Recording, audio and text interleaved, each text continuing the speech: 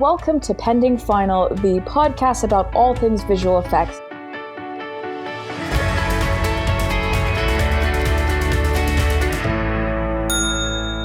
What's up, everybody? Welcome to the first episode of Pending Final, the podcast that covers all things visual effects. I am your host, Shannon, and I am joined by Helen. Hey. Hey, how's it going, Helen? You doing good tonight? The best. Awesome. So, a little background on ourselves. We both work in the film and television industry, predominantly film and visual effects.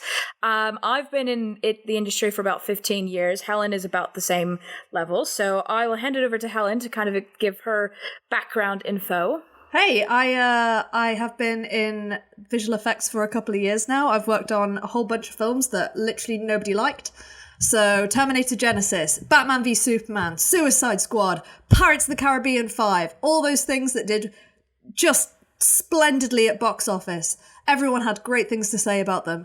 I have been in visual effects production in all of those things, and I guarantee nobody knows what that is, because it's just taking notes and making sure artists do their stuff on time. And I myself have a background in what they call offline editing, where I was a promotional editor for various films like The Jungle Book, also Terminator Genesis, Alien Covenant, just to name a few, and then transitioned into visual effect editing, which would be for The Lion King and the upcoming Dark Crystal Netflix show.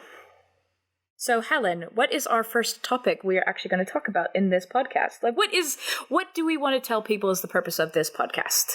So, this podcast is all about things that people didn't even realize they did not know about visual effects.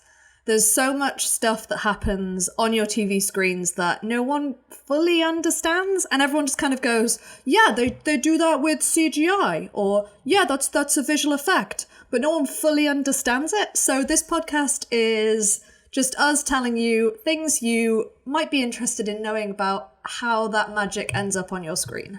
And also coming from two different points of views from the visual effect industry, one being kind of the production management side and one being the technical side. So you also will get different perspectives on various pipelines, including our subject today, which we are going to talk about, dailies.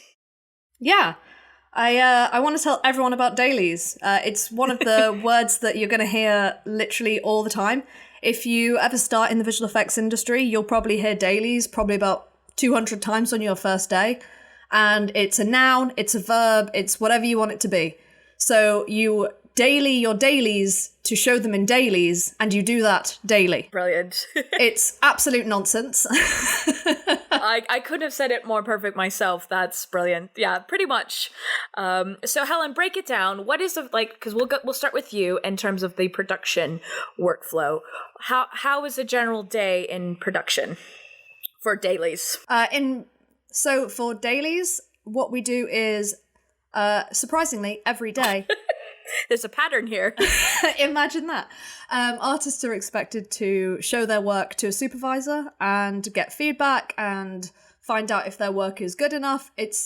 Visual effects is a creative industry, which means that there's a lot of subjective, I like it more blue or make it faster, and those are probably the simplest things you'll ever hear, but there's an awful lot of supervisors acting out things that they want things to be different, which is always fun. And how do you communicate that to the artists? Like, it's a database? How do you basically, those notes that you take in the review sessions and the daily sessions, how is that passed on to like the team or things like that? Ideally, your artists will be in dailies, so they will get that information firsthand. So what will happen is an artist will do a daily, as you could imagine. They will create this, usually a video file, and it will be shown to a supervisor. They'll go into a review room. So a normal company will have a meeting room, which is just, a table in the middle, some chairs around the edge, maybe a projector so someone can show you a PowerPoint. But because visual effects is all about what you're seeing on the screen at the end of the day, most of the sessions are done in these dark little theatres with a screen at the front, a couple of rows of seats, just like you'd have in like a really small cinema. And that's where everyone reviews their work for the day. And then you'll have someone like myself in the background, and usually in the back of the room, either running the daily session itself or helping the supervisors who will, what we sometimes use the term, drive the daily session. And we will also make sure that, from the editorial's point of view, that the picture is in the proper color space, that it's in the right aspect ratio, frame rate, various things like that. Because visual effects, obviously within the title, is very visual, everything needs to be up to spec. Because I actually worked on a commercial where all of a sudden the projector channel got changed to the wrong color of red and the notes got passed on. And all of a sudden we had 12 hours wasted because nobody checked that the cleaner had accidentally knocked the button. And this is why, ladies and gentlemen, do not work a 36-hour day. But that is something. To be fair, we're going to have to go back and do episodes on aspect ratio, color space. Yes, I red apologize. Channels. I apologize. I threw quite a bit of technical jargon right there, but as you can see, I'm definitely the technical side of this. And also, I'm learning that different terminologies mean the same thing depending on what company you are in. So one place may say daily, one place may say publish. Some may say submit. Right now, I am currently trying to learn some new jargon and slang at a new company to be like, wait, so putting it online, publishing, submitting, that's 3 different steps when those could all be synonyms, for the same thing. So that's the other thing, is every company has its own terminology for the same thing. Yep. And you know what? Just from working in the same place that you have, I fully know exactly what each of those things mean. Oh. Is that not tragic? No, that's not tragic. Maybe post-podcast you can kind of help me out, because I'm really shotgun, which maybe you can kind of explain what shotgun is kind of kicking my butt right now. Not gonna lie. I mean, I will definitely happily do an entirely separate episode about like tracking software and stuff like that, because there's Shotgun, there's PF Track, there's people use Google Docs. I'm not even joking. There are legitimate companies out there that just use Google spreadsheets. I used a Google spreadsheet for my horrible little indie film that was 1,500 shots in an Excel fake Google Doc thing. Oh, I literally just got anxiety thinking about that. I think also it's quite interesting going to more the visual effect editor side. I've recently transitioned from one company to another, which is, again, the visual effect industry, especially in London, is a very small community. So you'll have people like Helen and myself jump from company to company to company, and we may not even be at the company at the same time, but somehow we have all done our time at various places. And it does not mean that those places are bad. It's just that is the nature and the belly of the beast that kind of happens. So that being said, I'm also seeing, even in my own position, that different responsibilities and roles, especially regarding dailies, is one of those things. For example, at my previous employee, the supervisors would drive the sessions, and like I said, we'd be almost more of a support, or if we were having client calls, we would be making sure that all the signals are looking properly and everything is up to spec. Whereas now at my new employment, I'm actually driving it, where it's like they will tell me to toggle back, to go forward, to play this shot, to loop it, and I will be given like a playlist and everything, where things like that what Helen would do at the other place in the front of the room and kind of go, okay, we're on this reel showing this scene. These are the notes from the artist. And then would be frantically writing down the feedback. I'm now sitting in the back going, okay, you've said your sub note, go. And so it's quite fascinating that every place is different, even in things that you wouldn't think. You'd think, oh, editorial, straight across the board. Nope. And there's more, this new place, I need to do more documentation, more cut range, comp range, which is another glossary term. I almost feel like we should have kind of like, here's your required reading at the end of the show. These are your terms. The required reading is the VES handbook. Oh, no. That's the required reading. Ladies and gentlemen, if you have not seen this book is like the Bible. It's a brick. It is. Like, I could hold it open to keep my front door open. Like, it just... But I think it's every spec. It's not... It's like policies... It's a thing. Google it. VES stands for Visual Effects Society. It's a big thing. But yeah, so it's very interesting. So you really have to be adaptable in the visual effect industry because everything is changing, and most companies write their own softwares. So once again, you also have a different software that runs dailies. I do wonder about the supervisors who go from one company to another sometimes, because I know that at your company they will sit at the front and go, could you just toggle between this and the previous daily? And in the company that I'm currently at, they will do it themselves. They will organize that all themselves. They can do whatever they want, and editorial are like never to be seen. And it's really interesting to know that like at your company, like dailies are just the most organized thing ever.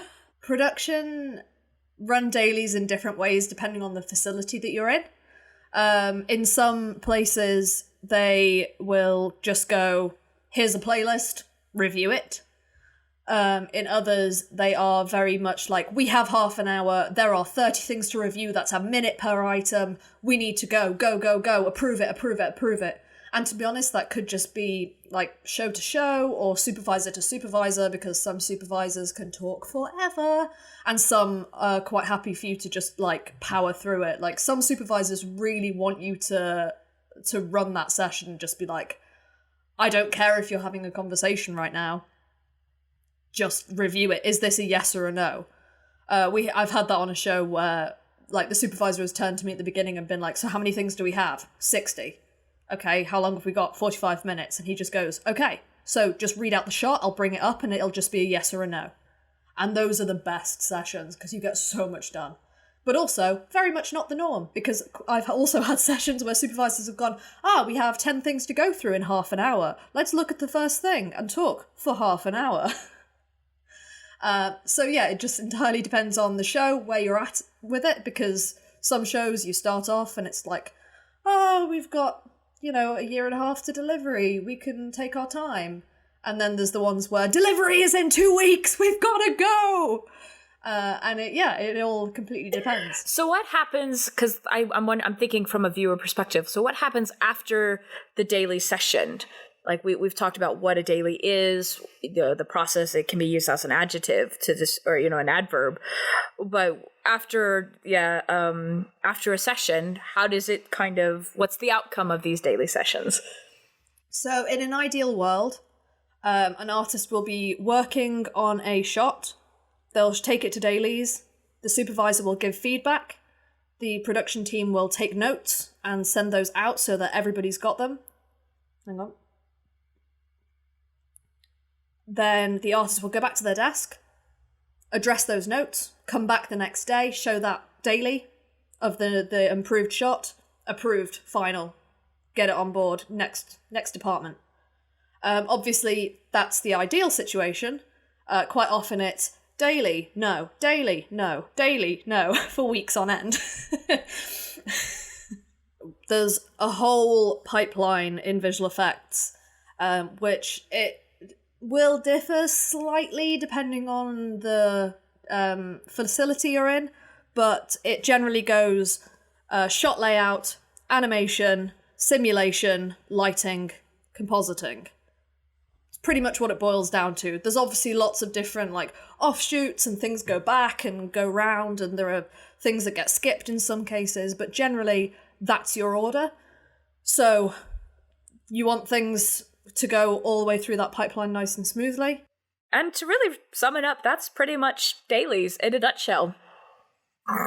Yeah, that's it. And approved, final. Yeah, approved, final, ding. Which Ding. I guess we should give the background on the ding. There's a superstition. I don't know if it's in a production environment. It is definitely in a post-production environment. You never use the word final. It's just, you nenever see it fail. What Helen's laughing because it's true. I like to just say approved. Yes, it's one of those, you never want to use the word final. And there was someone that we knew mutually that anytime something was approved, they didn't actually say final. They hit a little bell, a little hotel-like bell. So ding, and that's the cue for everybody in the room to know that it had been approved. And so it was no longer pending final, that it was approved final. And Yeah, and it's such a pleasing sound. Yeah, it's something that, especially like Helen described earlier, you could get thousands of versions. I think I think the highest version I've ever seen on a shot. Helen knows which one I'm talking about. I think we're at like 2,975 versions. Yeah, that's about right. Yeah. So to hear that ding is just kind of a nice release. So yeah, especially when some of these things can go on for over a year. And to see it from beginning to completion, and then there's that ding at the end. It's nice. It's a nice little heavenly. But yes. So yeah, that we will Please put a choir thing in there, Sharon. Oh, I will. So something else I really wanted to do on this podcast was to talk about films that have been out recently, and especially if they're visual effects films or even things that aren't that visual effects heavy. So I saw at the weekend Glass. It is, I'm sure everyone knows, a film from M. Night Shyamalan. It's not a big visual effects movie, and I have many opinions about the actual film itself. There was a little bit of visual effects in there from Powerhouse VFX, who did A Quiet Place and Mother, if anyone remembers those two.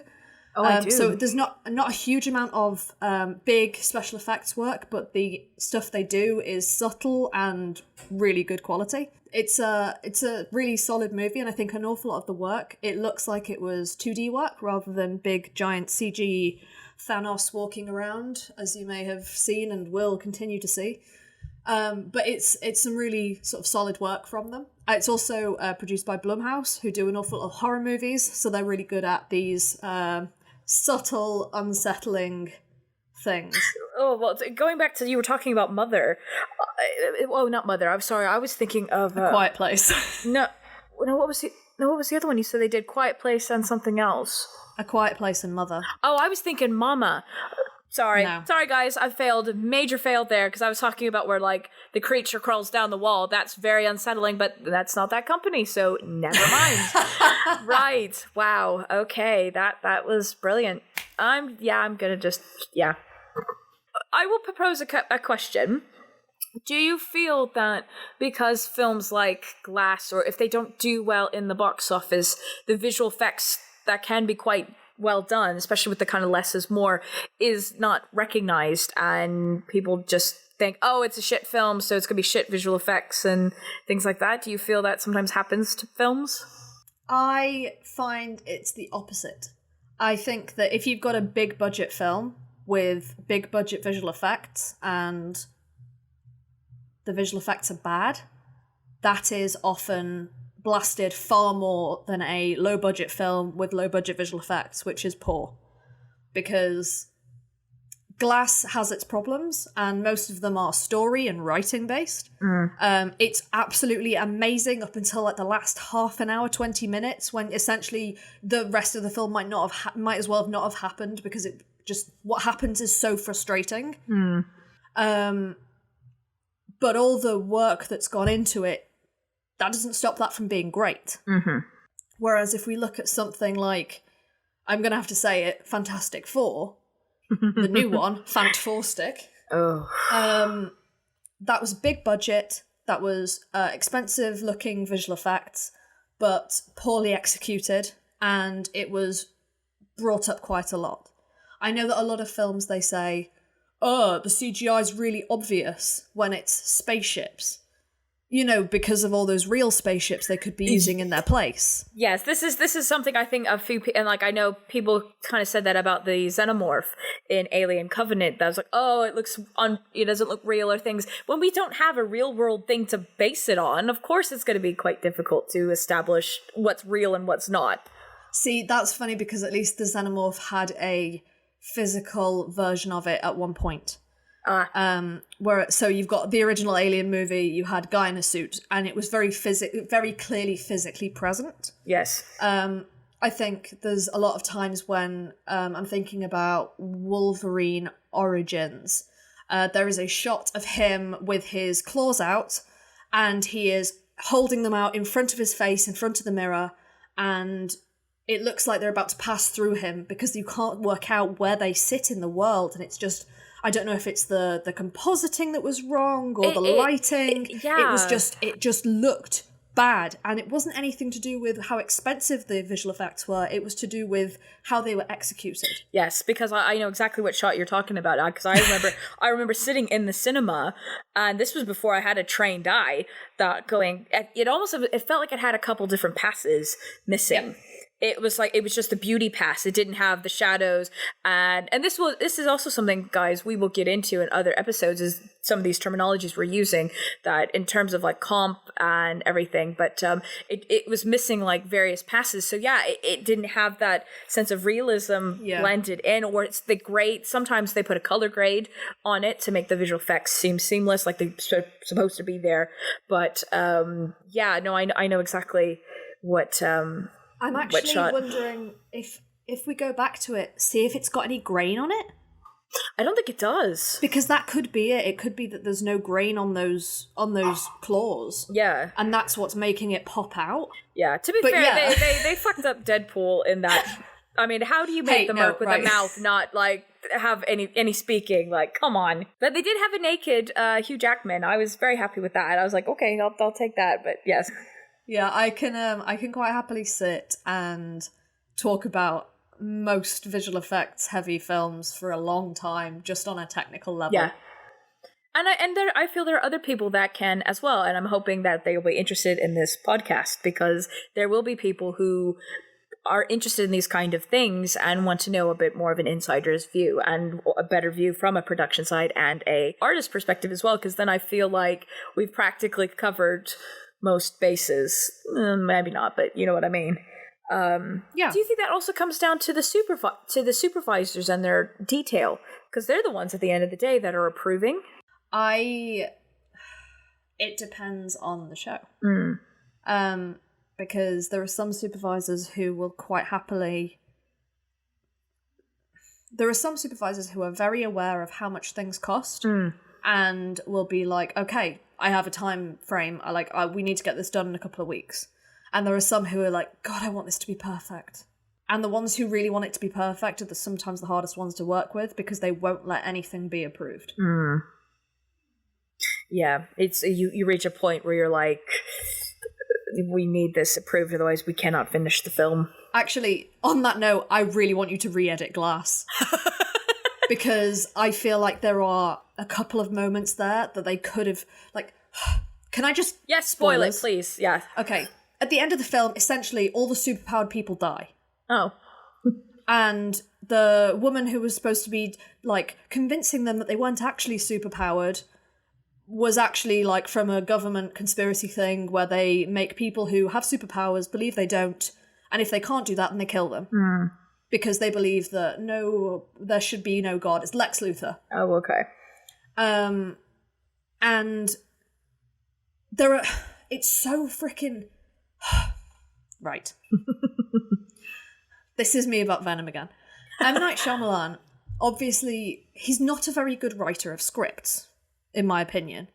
There's freaking giant chunks of this script where he's just going, in a limited series of comic books, there is a beginning, a middle, and like it's just exposition that you don't care about. At one point, one character goes into a comic book shop and goes, "What was the first superhero?" Like, no one, shut up. No. And at the end of it, Mr. Glass says, "Oh, this isn't a limited series, it's an origin story." And me and my husband were just going, oh my God, that's actually really exciting, because maybe the other three people... So during the film, you've got Mr. Glass and his mum, David Dunn, like the Unbreakable guy, and his son, and James McAvoy, the Beast or the Horde, and the girl that he let go in Split. And this whole film could have been salvaged if one of those three developed some sort of superpower or had some sort of inkling of something going on. But there's nothing. There's just nothing. And I get it, it's a twist, nothing happens. Wow, M. Night Shyamalan did another twist. But I don't know, it was disappointing. It was like... But the funny thing is, he's done it so much. Like, there's even the TV show Robot Chicken on... Yeah. They make a joke out of it with, like, but there's a twist! And that's exactly what's happened. Like, it almost would have been better. That would have been the biggest twist, if there is no twist. Like... Yeah. Because, I mean... Like, the twist could have just been, oh no, she was a government lady all along. Which everyone kind of guessed, because... Of course, the woman telling them they don't have superpowers is going to be the bad guy. Yeah. That's not surprising. Yeah. But also, like, the twist could just be that M. Night Shyamalan wrote a good movie for once. Well, yeah, but... Like, since Sixth Sense, he's never done a good one. No. I mean, I didn't mind Signs. Signs wasn't bad. Split was saved literally by the fact that James McAvoy is an astonishing actor. Yeah, he's amazing. He carried that movie. Oh my god. Like... I don't even know how he does that. Like, he is changing how he's changing his entire physicality. Yes, exactly. For 24 characters. That's a theater actor right there for you, because he's amazing. You have to get in that headspace. And again, in the theater acting, because you are on stage and people only see that, like, 2D projection of you, basically. Yeah. I mean, I guess film is 2D as well, but what I mean is, but what you're not able to cut away, so you have to. And like, when I had my back, because I came from obviously a theater, not obviously, but from a acting background, you had to get in the thoughts, and most theater training is Stanislavski, so you have to think, why am I walking this way? Who am I? No, again, that's hard enough for some people to do a character. To do 24, I mean, give that man a fucking Oscar. I mean, maybe not for that film, but it's gonna happen. You watch. Yeah, like, he's just ridiculous. And what I loved so much about that film was we went in and there was definitely some people behind us who had never seen Split, because at the beginning of that of Glass, James McAvoy walks in full dress as Patricia, and the guys behind us just went, what the fuck? And I just thought, yes, this is the best movie. Like, that's the reaction that I wanted. Yeah, exactly. You're just kind of like, hang on. But yeah, he just, like, when you think about it, it's ridiculous. Like, the entire concept, like, oh, just play 24 characters. I didn't realize just do that. I didn't realize it was 24. I thought it was like 6, and that would have been a feat in itself, but 24. Yeah, it's crazy.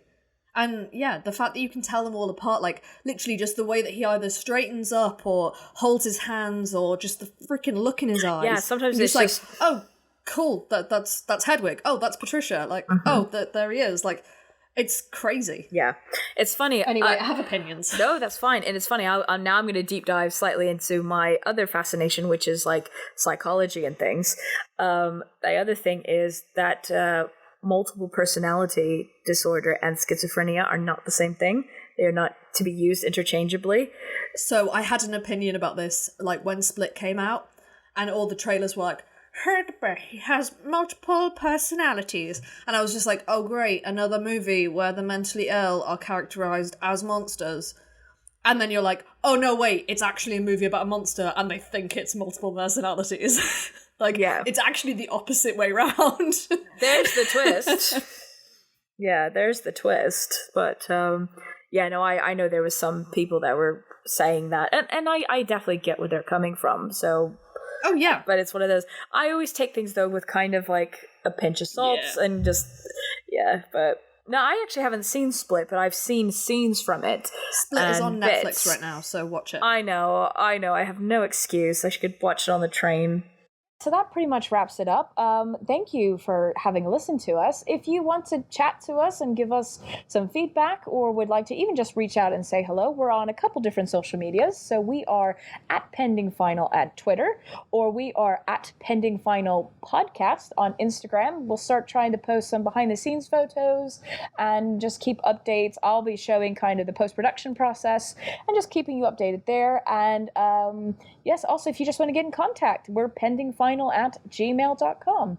So if you've got any other experiences that you've had in the industry, if you want to like call us out and tell us that we've talked about animation incorrectly because you're an animator and you know better than us, please feel free to. We are happy to talk.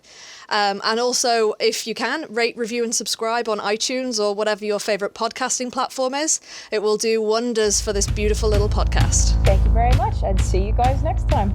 Bye.